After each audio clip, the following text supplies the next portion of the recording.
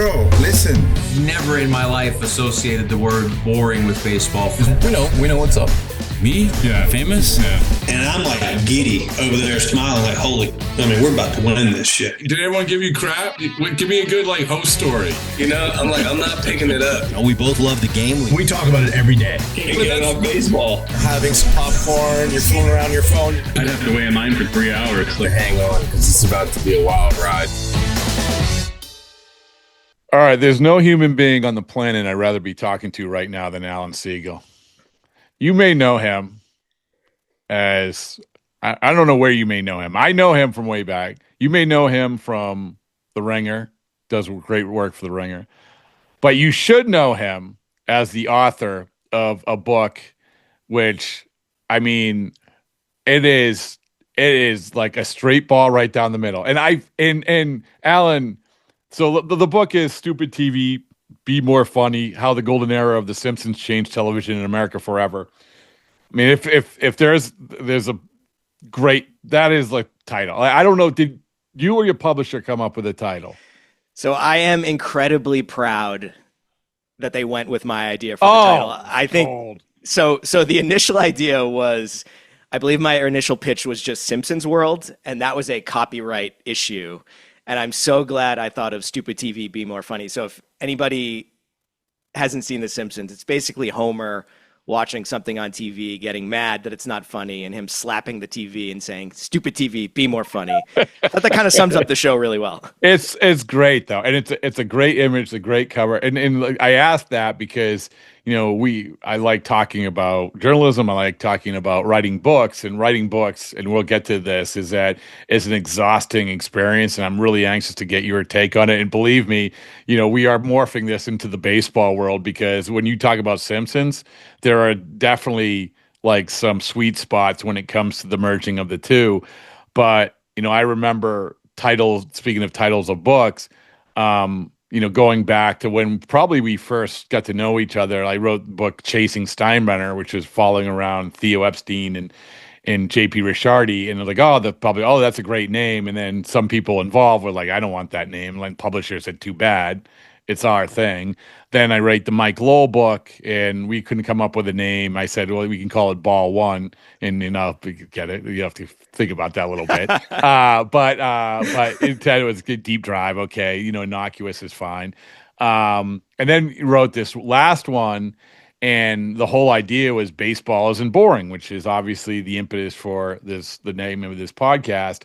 And I think that's a great name. It was a great name. We put it on T-shirts. We put it on social media. So we got the book deal, and they're like, no, we want to call it something else. And I'm like, and I'm kind of thinking, and no, I appreciate everything the publisher did, but it is a lesson of how the publisher has the hammer, right? Like you said, you're very happy they took, that, but they didn't want to go with baseball isn't boring. They actually, so I'll show you the damn near perfect game, whatever, with Joe Kelly, and they wanted to initially call it a fucking near perfect game. and you in the world of media can understand why, because if you put the insinuation of a swear word in a headline, it works. But anyway, I said, you're cutting out your demographic, half of it, and they agreed, and I'm appreciative that they did. But the point is that congratulations to you on this book, and not only on the book, but on getting the title. And Alan, I do want to. There's a lot I want to talk to, including the meat and potatoes is the baseball stuff. Which, before I forget, I said it's a straight ball right down the middle. I always reference that every time I say something's obvious. A straight ball is right down the middle, and I swear I got that from Monty Burns. I swear he's like, the vaunted straight ball right down the middle. But I've been Googling. I can't find it anywhere. Am I imagining it? I don't know. The Mandela effect? I'm not sure. There's so many Simpsons quotes, and that's a good point about the show.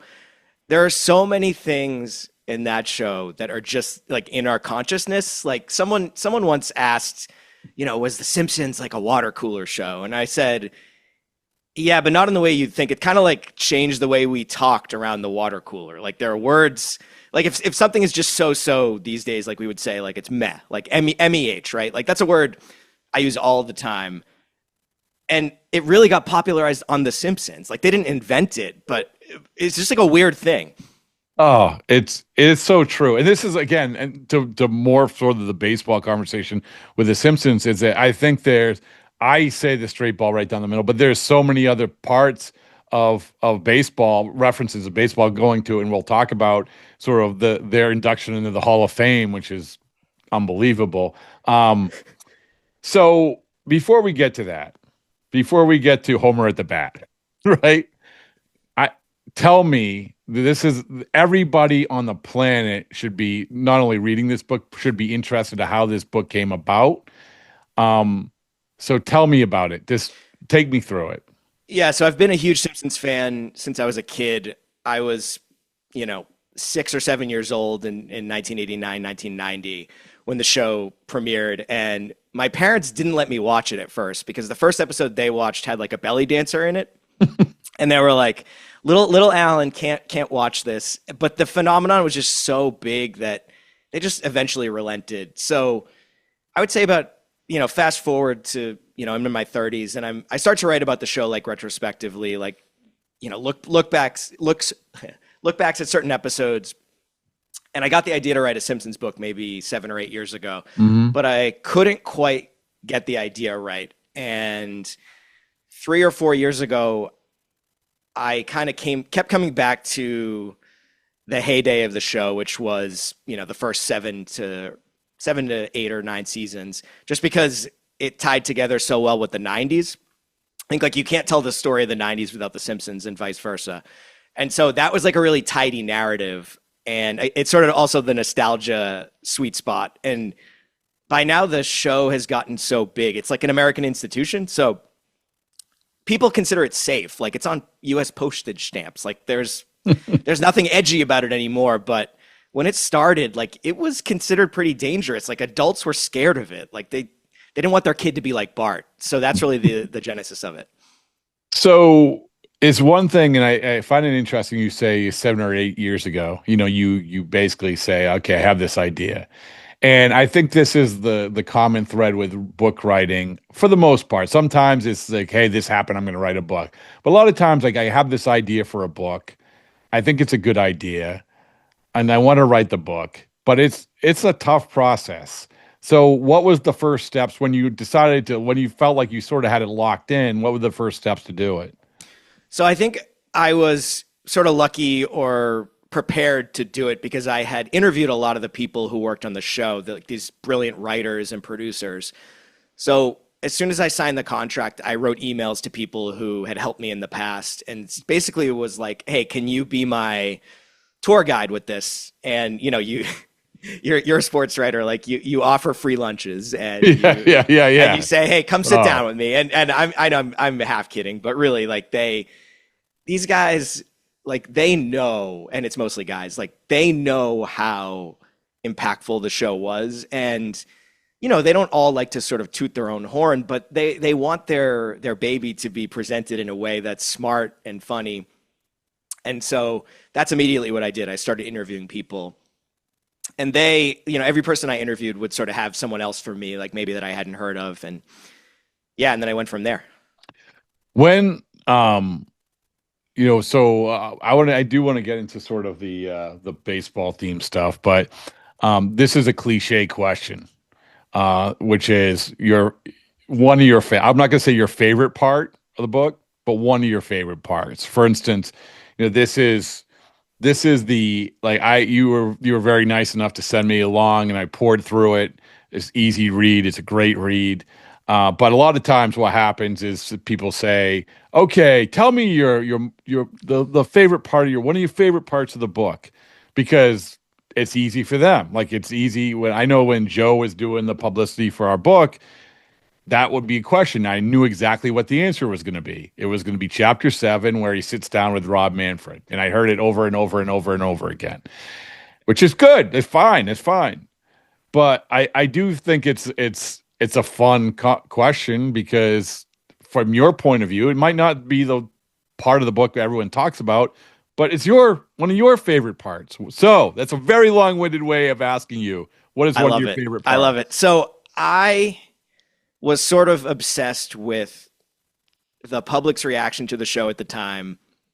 Again, I mentioned this a minute ago, just that 35 years ago, there was something sort of edgy and dangerous about the show that like you just couldn't imagine being true now. And so I got my hands on like these letters that the Fox censor sent to the show about various things that the censor found offensive. Now, the censor was doing her job.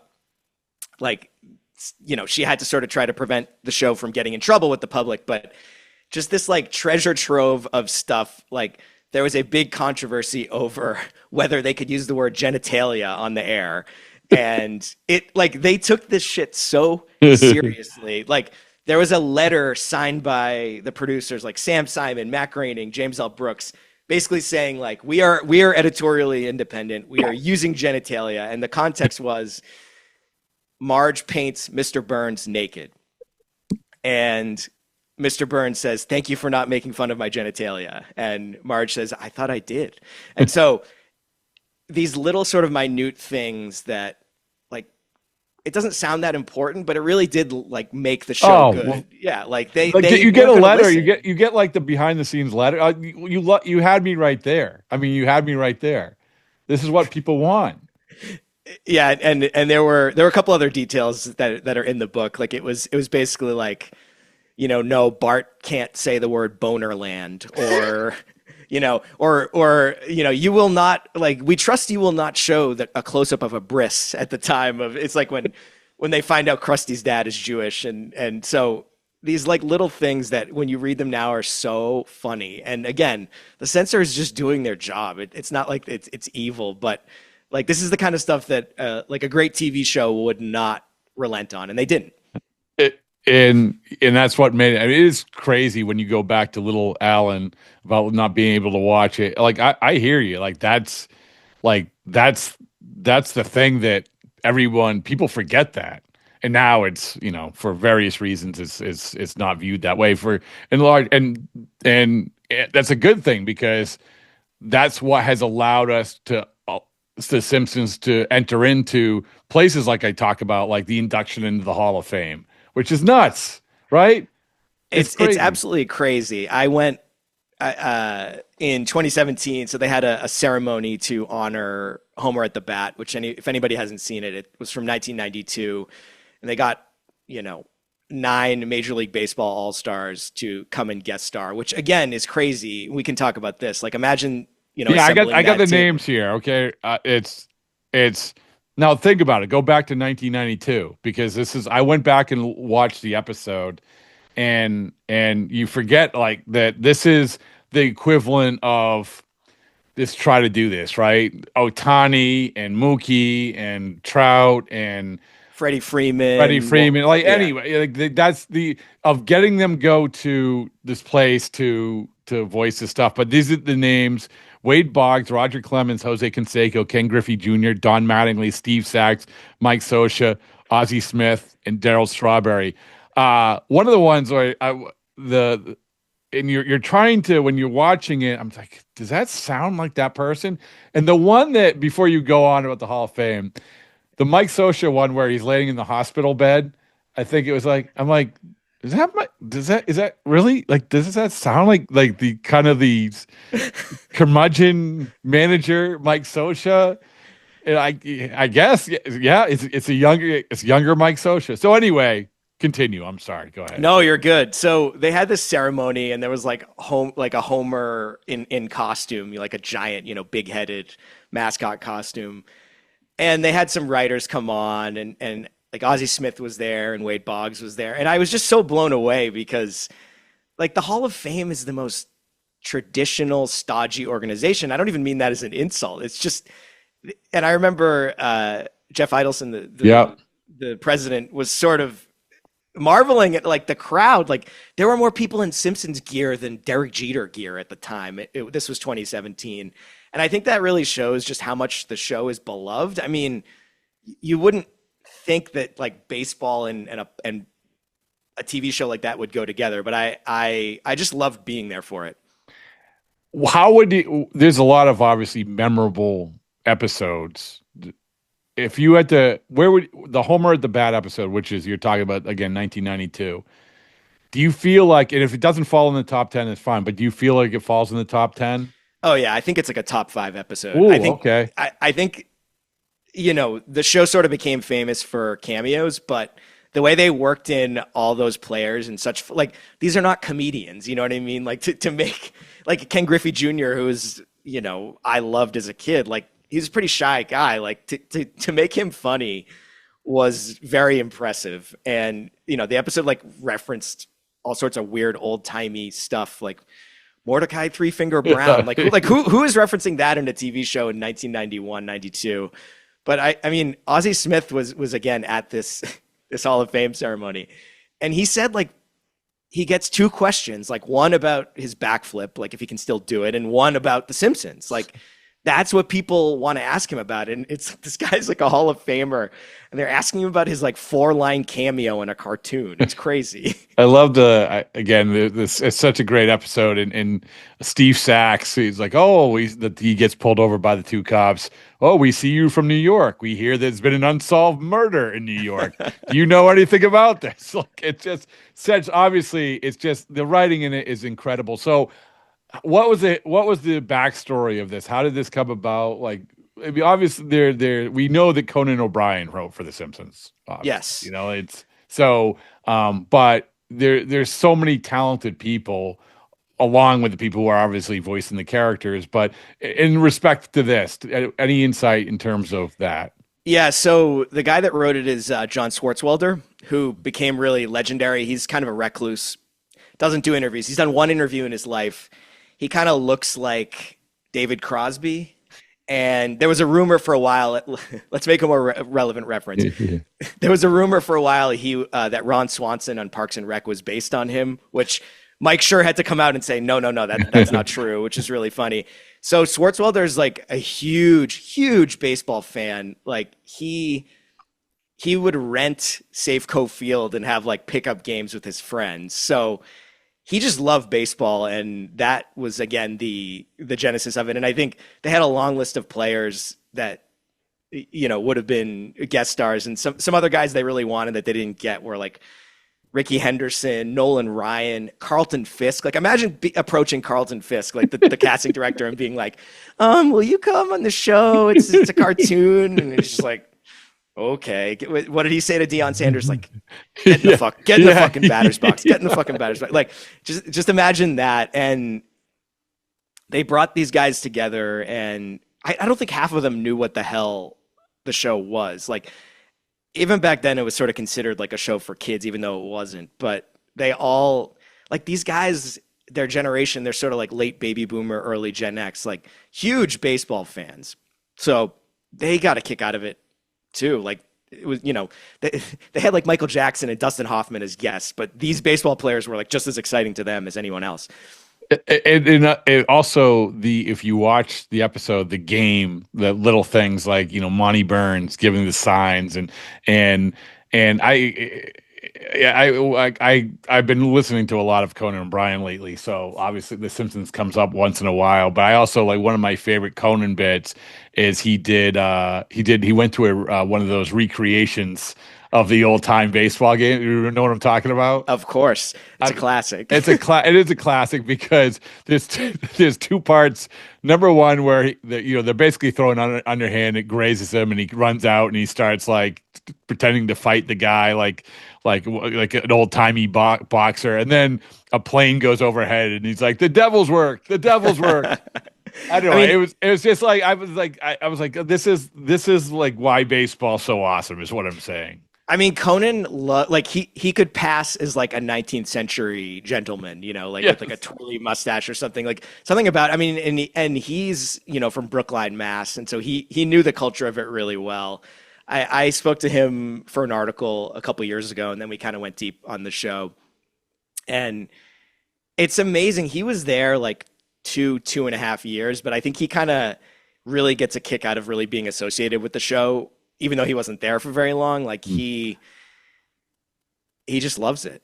Yeah, it's so when you look at that, when you look at that episode in particular, and you look at The Simpsons, like take this is sort of a broad question and maybe a deep question, but when you look at that episode, like what are the things that jump out as saying this episode is a microcosm of what makes all of this good? Like whether it's a character or whether it's something intricate. Yeah, so I'll try not to overly intellectualize. No, I please do. We're talking about a cartoon, but yeah. So the guys that wrote the show, they really wanted to make something that you couldn't do like on a soundstage. Like there are great sitcoms out there. Like they all love Cheers, shows like that. But that show took place in like one room. And the thing that animation gave them was the ability to like branch out and do stuff you couldn't do live action. So there is no way in hell they could have gotten 9 pro baseball players and like staged a game and made it look realistic and referenced all these movies and made it zany and like so like The Naturals referenced a lot. Like again, I don't know that anybody knows that movie now, but it was iconic then. And so I think the show, that particular episode, had what made the show great, which is like a lot of heart, a lot of interesting pop culture references, and a lot of stuff that just could not have been done like in a live action setting. That's a great. See, you nailed that. That's no, it's sincerely, it's great. I mean, that's one of the things that I think we can appreciate, like that show did. Like you can do things that you can't do in real life. It was, and anytime I gotta be honest with you, anytime I see someone dressed up as Homer, like I'm like, don't do that. No, don't do that. I mean, I get what you're doing, but don't do that. So when it comes to the book, we talk about the process of writing the book. Did you know when you wrote it? Like, when did you lock in on like this is how I wrote it? Because it's not just so is you could have done it where it's almost like an oral history. You could have done it as you did it like through your eyes. So how did you lock in on the way that you actually wrote the book? So again, so much has been written about The Simpsons that I was getting a little exhausted at the beginning. I'm like, fuck, I have to cover this. I have to make sure I hit on everything. So I think the first thing that helped me was to sort of be like, okay, I want this to be as definitive as possible, but not completist because, it's a 30+ year show.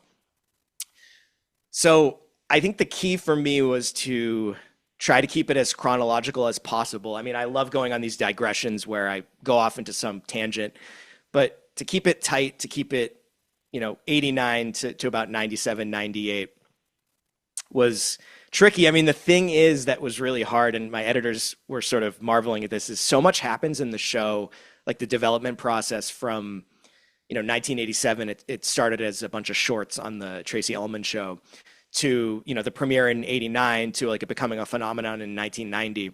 So much happens in that time frame that my editors kept being like, wait, that's only a 6-month period. Like it was a tricky to sort of keep the narrative moving while also showing like what made the show great at the beginning. That's a great point. And so when you go through it, you start writing it, and then do you get to the point where you're like, okay, here we go. I feel like this is going to be the great book that it became. Did you get to that point? Yeah, I think for me, all right, here's a very Ringer metaphor. It's like the end of Castaway when Tom Hanks is like trying to get off the island, like he's like trying to fight the waves, like, and he slams on his boat and he like looks like he's gonna die, and then he like gets over the hump, right, and it's smooth sailing. I think for me it was like getting that origin story right, first 3 to 4 chapters, setting the stakes, and sort of telling the story in a way I thought was a little bit different than I'd read before, just because so much of it feels boilerplate. Like, again, it's a 35, 36-year-old show, so I'm like, okay, how do I do this, A, without repeating what's been written a million times, and B, like putting my own spin on it. Once I got that, I would say, again, 3 to 4 chapters, like that really allowed me to get into, the cultural impact of it, for sure. Where were you when you opened the box? Because this people don't understand this. Is it like the best point of the entire process is opening the box. It's not writing it. It's not after. It is opening the box of books. Where were you? It was my front door. I heard, like, when we work from home these days, it's like we're creatures of habit, and you sort of wait for the mail to come every day so you can go take a 5-minute break. And I all of a sudden heard this big thump, and it was a giant box from UPS. And so I grabbed it and found a box cutter, opened it, and yeah, it was. Am I wrong? My last name is Siegel, so I don't experience Christmas, but that was my first real Christmas morning. I've experienced a few times, and I guess, and come back to Joe Kelly. Fortunately, his wife took a video of it, and you can tell. I mean, you can just tell. It's something, and I'm so glad that you did it. That was your first one, Yeah, first book, and it did. When I opened that box, it reminded me of, I have a friend who's a pop culture writer, and he said he wanted to make a T-shirt. He's written a few books that the front of the T-shirt says, "Ask me how my book is going," and the back says, "Don't ask me how my book is going," because it's very, as you know better than most, it's such a roller coaster, because you have moments where you're like, how am I going to finish this? I'm in a corner, I'm stuck. And then you have moments where you're high as a kite, and you're like, oh my God, this is going to be amazing.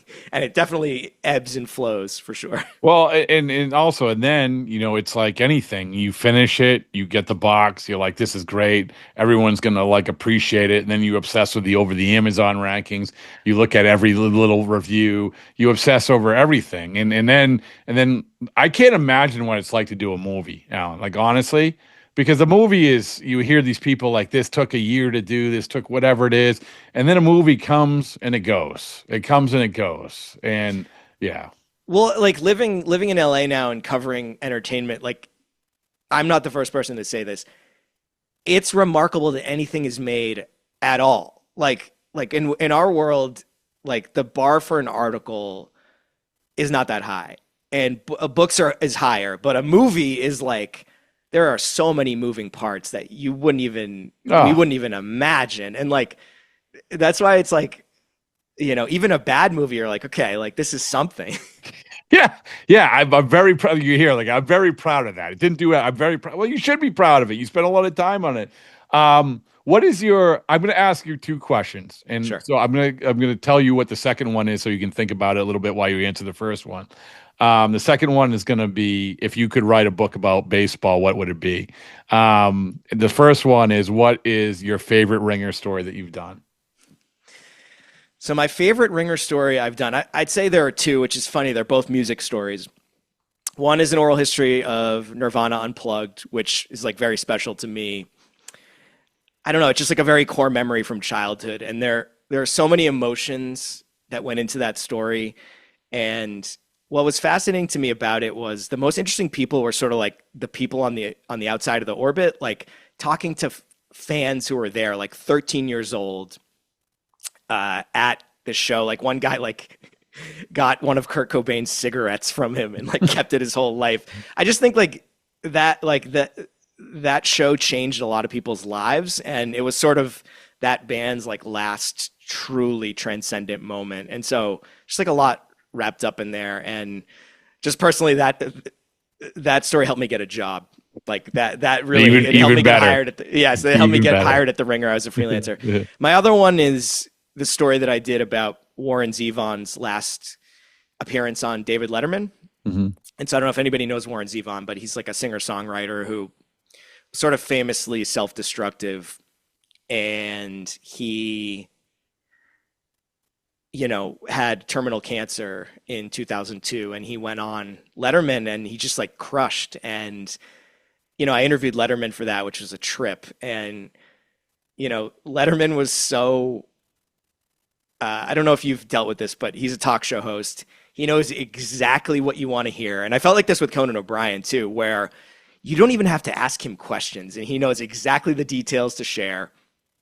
And, even Letterman was getting emotional about this moment.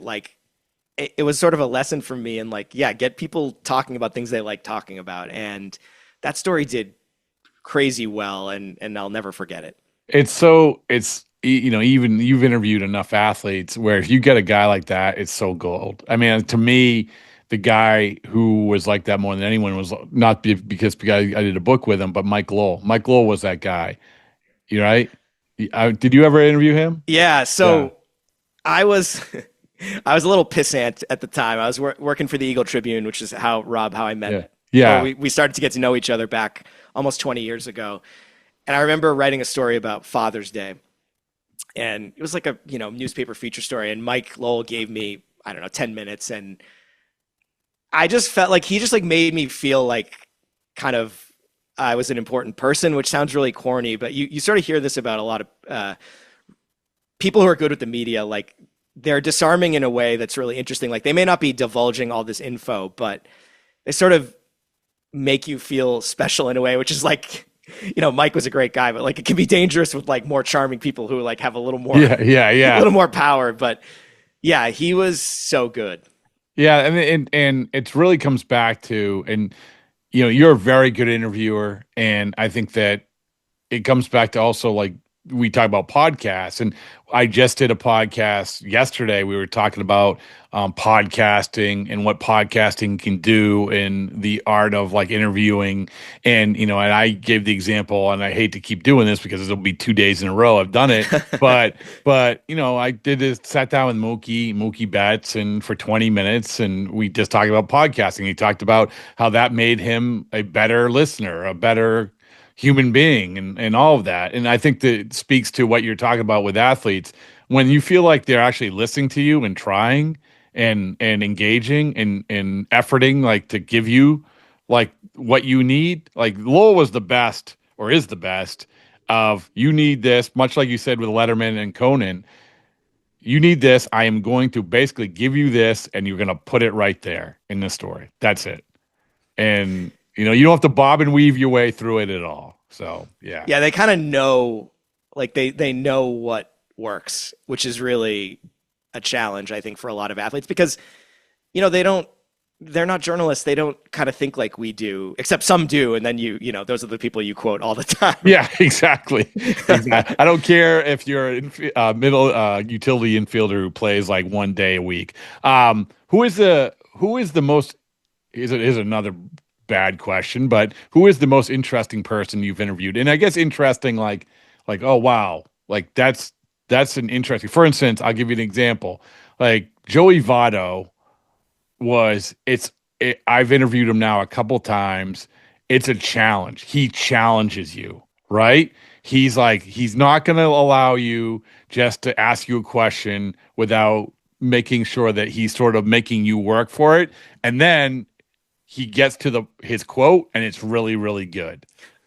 So I would say David Chase, who created The Sopranos, who is sort of famously prickly. But I remember I interviewed him about the Pine Barrens episode of Sopranos, which if anybody hasn't seen it, it's, Christopher and Paulie get lost in the woods. A lot of stuff is unresolved. So it's like really a surreal, weird episode. And so I led with this question with Chase, and I said, why do you think this episode really screws with people's heads? Like, why does it fuck with them so much? And he just goes, yeah, I disagree with that. I don't think that's true. Yes, that's what I'm talking about. And I had to recover. And I was like, okay, like, well, what about it is surreal? And then he kind of reset. And someone told me later, and just to skip ahead, like, Chase was funny. He was smart. Like, nice is not the word I'd use, but you don't need that for a story. Like, you need him to be interesting, and he was interesting. And someone told me later, and I just love this, is like, the thing with Chase is if you present any kind of theory about his work to him, he will immediately push back because I think he just gets annoyed with people interpreting his work in a way that like he doesn't think is correct. And I ended up kind of redeeming myself, and like we would have laughs over it, like Chase and I when we did the interview. So I like that. And while we're talking about this, I would say the second most interesting, just because of who he is, was Arnold Schwarzenegger, who I've interviewed a couple of times, which was an insane just insane for me. I'm 42. I grew up watching his movies, but so the first time I talked to him was like on FaceTime during the pandemic, and he was smoking a cigar by his pool, and I said hello, and he just goes, "Congratulations on all your success," and I was like, "This is like an action figure talking to me," and it's like, oh. This is why this guy became governor. He's completely disarming. He will charm anyone. And he is not, at this point, like the best storyteller, but the quips he gives just make your story. That's a great anecdote. So, okay, besides Lowell, you've interviewed also enough athletes. Who is the most interesting athlete that you've interviewed? It's kind of like maybe recency bias, but I did a big profile of Malcolm Butler. Oh, okay. A couple months ago. And it's funny because he's not like a talker in the way that like a Mike Lowell was, but he's so raw when he speaks. And, he talks about like being a country kid from Mississippi. I just sort of liked how honest he was, even if it wasn't, these sort of like great. Well-developed anecdotes. Like it's great. And again, that was a challenge to get him to sort of come out of his shell a little bit. You try to talk to him about the benching, and it was really interesting. Like maybe this is just a cop out because I didn't get him to admit it, but you can just tell like that moment, something about that moment. Like I think I wrote this in the article. Like he had his best moment dissected so many times, like he had to share it with the world. But this one really bad moment, he's going to keep it for himself. Like if it ever comes out, maybe it's in his memoir, but yeah. It is amazing that's a quick, aside. It is amazing that remains. It's amazing that it remains. And we're talking about the Malcolm Butler, obviously not playing in the Super Bowl, playing one play.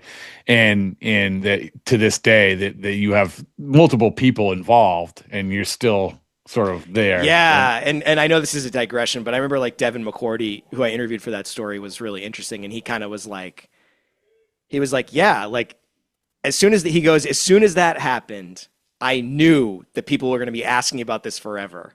And it hasn't cracked open. I mean, there have been some bits and pieces, like Seth Wickersham's book had a little bit of a note about it, but that's it. But then, and again, as an aside to the aside, then they bring him back. I mean, this narrative, like, oh, this feud, and then they bring him back.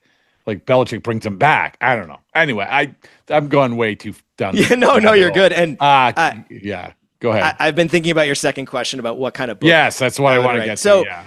So I'm sort of cribbing your idea, and this is something I thought would be a really good podcast, but then it became a documentary. But I would love to write or read a book that sort of picks up from where Chasing Steinbrenner leaves off, like the 2000s in baseball, like, because I think you could argue it's the peak of popularity, and it's Red Sox Yankees, but you had Red Sox Yankees, like Theo and Cashman and all those great teams, and also like the steroid stuff. It just felt like a breaking point for the sport in both a good and a bad way. And maybe you start with the home run chase in the late 90s and you go through 2009, 2010. I think that was like a really special time, both in a good way and a bad way. And so that's one idea. And then like, I feel like the late 80s Oakland Athletics would be a really interesting book. Mm-hmm. I don't know that anybody would read it, but those teams like it's such a collection of personalities, and they only won that one World Series, which feels a little, it's crazy. Like if you ask me, I might say they won 3, but no. But you talk about personalities, and first of all, like I love both ideas. I do think that the Netflix documentary, The Comeback, was pretty good. Like that was pretty good. The after sort of the 2003, 2004, whatever. But you talk about the Oakland A's, and we talk a lot on the podcast about personalities, about how things have changed, and how they haven't changed for the better or for the worse. Like rookies, it's for the better. Rookies are more accepted than they always ever have been. They're not told to go stay in the corner, and if they are, that's not how it's done, because you need those 20-year-olds to produce, and that's not the best way to do it. Like whoever thought that was a good idea to make that guy feel like crap that you need to produce. But at the same time, you were around when, like I was walking in, I came up with Pedroia. And I was talking about this the other day with Charlie Morton. And I said, I don't know if we'll ever see that again. Like, I think you probably were in some of the clubhouse. You walk in, Pedroia is yelling across the clubhouse. Someone's yelling back. Papelbon's yelling back. Whatever. Ortiz is yelling back. Ortiz is literally walking around with these T-shirts that say "I love my whatever." So I mean, like all of this stuff, and I feel like I don't want to be old man yelling at clouds, but I feel like whether it's the A's, whether it's that, whether it's whatever, you just simply don't see it, and maybe it's because of the protective nature of social media. I don't know. But it's to your point. You just made me get going because of the A's idea. So yeah, I mean Pedroia, I remember just like the precociousness of him. That's a big word for this podcast, yeah. but it is, especially for this podcast. He was a rookie and he was just like a wise ass. And again, I was barely around it. You were, but I just feel like this has been said a million times. I feel like athletes have been trained now to think that they don't need the media, which is probably true in a lot of respects because they have their own social media. They have the Players Tribune, which, I'm not sure what they're doing now, but yeah. But the point is not to interrupt you, but to come back to, Schilling was the first guy to do his blog. Remember that. I mean, you were around. Like we actually bought his blog, and that was a huge deal. 38 pitches, and he would say, he's like, I want to get my message out on my terms. And I think some players like that idea. That's, I think, where the Player Tribune was born. But I think now it's more like they can do it on Instagram. It's right. And the irony is like, well, someone like Schilling got it. Like he got sort of the nature of like being unfiltered. But I think now athletes, or at least athletes like teams, or however you want to say, like the people around them, they're like, we're going to get their message out, the way we want. And ironically, it's like the most filtered, right? It's like it's not honest. It's just their version of events. I mean, there are exceptions. I don't want to pretend that they're not, but yeah, like, I mean, look at Kevin Durant. Like he's like a Twitter poster Hall of Fame, famer. But that's rare. Like someone who's funny, who has opinions, like who's just not afraid of anything. Like there's so much money on the line. I think that's the problem. They're just, they don't want to screw anything up. No, you're absolutely right. And I'm going to get it on my terms. That's going to be a highly produced, Instagram, TikTok, whatever it is. And on it, I'm going to be perfectly honest with you. When we do this podcast, I default to the older guys probably because I know that they're not going to be afraid to show their personalities. Like even the retired guys, you have, I come back to a perfect example. The two Netflix docs on the Red Sox have come out. The Comeback, which was the '04 comeback, and then the one they followed around the Red Sox last year. I think the Comeback, the '04 was dramatically better. And why? Because much like the one that your boss did, Celtic City, because I think people are honest. Like they're honest.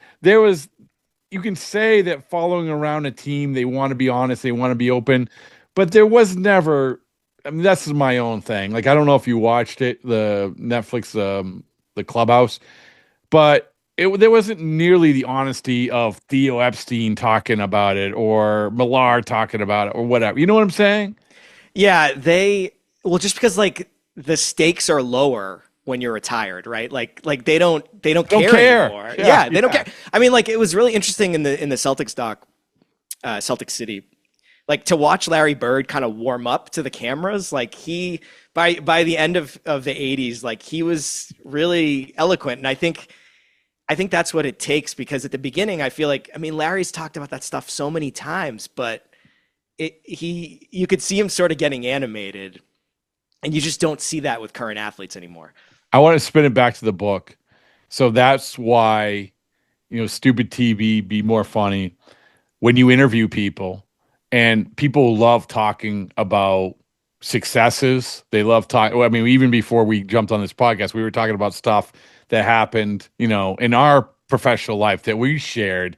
And it's fun to talk about that stuff because I'll tell you the real story. And when you're doing the book, the Simpsons book, it's probably that's the great thing. It's not like you're like, I have to give a play by play. Oh, here's what happened last year, because a lot of that stuff is probably probably would be a little bit protective because it happened last year. But that's probably another great part of this book, right? Doing it.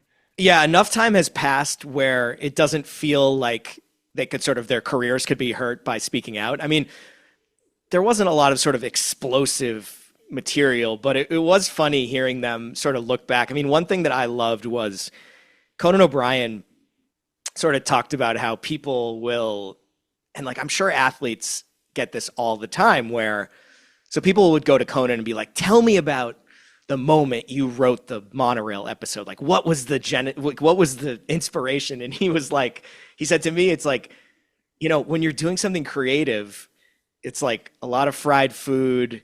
You're like in a windowless room writing longhand, like you're going for Chinese food. You're like getting Cheetos and the snack machine, and you're driving your Ford Taurus to the office, and you're working 12-hour days. Like, the magic comes like after when you've done it. It's like, there's a quote. It's like, I hate writing, I love having written. It's like it's miserable in the middle of it, and then and which, to tie it to sports, like I was once at a function with Robert Parrish, and someone I know approached him and was like, yeah, I remember in the 87 conference semis when you blocked the shot, and Parrish was like, and it's like, this guy's played like 2,000 games, like he doesn't remember every moment. Like it's crazy. Yeah. Well, listen, it's an awesome book.